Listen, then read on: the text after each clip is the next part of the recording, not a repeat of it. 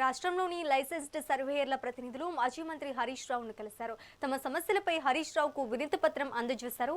ఇక BRS party సర్వేయర్లకు అండగా ఉంటుందని ఆయన భరోసానిచ్చారు. కాంగ్రెస్ ప్రభుత్వ మోసకారి తీరును ఎండగడతామన్నారు. కాంగ్రెస్ మాయమాటలు నమ్మి 6,500 మంది యువత రోడ్డున పడ్డారని తెలిపారు. ప్రభుత్వం వారికి గౌరవ వేతనం, ఉద్యోగ భద్రత కల్పించాలని హరీష్ రావు డిమాండ్ చేశారు. అసెంబ్లీలో దీనిపై నిలదీస్తామన్నారు.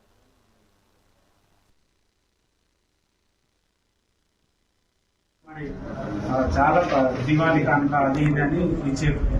రాష్ట్ర వ్యాప్తంగా హరీషన్నం కలిస్తే మాకు న్యాయం జరుగుతుందని ఈనాడు రాష్ట్ర వ్యాప్తంగా విద్యార్థులందరూ అన్నకు రిక్వెస్ట్ చేసుకుందామని మా ఉపాధ్యక్షుడు, మీ అధ్యక్షుడిని, ఇంకా మా సెక్రటరీ వీళ్ళందరం రావడం జరిగింది. అన్న దయతలిచి మాకు ఎంతో కొంత శాలరీ వచ్చే విధంగా ప్రభుత్వం మాకు జాబ్ అంటే పర్మనెంట్ ఇచ్చే విధంగా మిమ్మల్ని రిక్వెస్ట్ చేస్తున్నాం అన్న. అయితే అందరూ వద్దామని అన్నారు, కానీ ఫస్ట్ మా డిస్టిక్ వాళ్ళు అన్నది వెళ్దామని రావడం జరిగింది.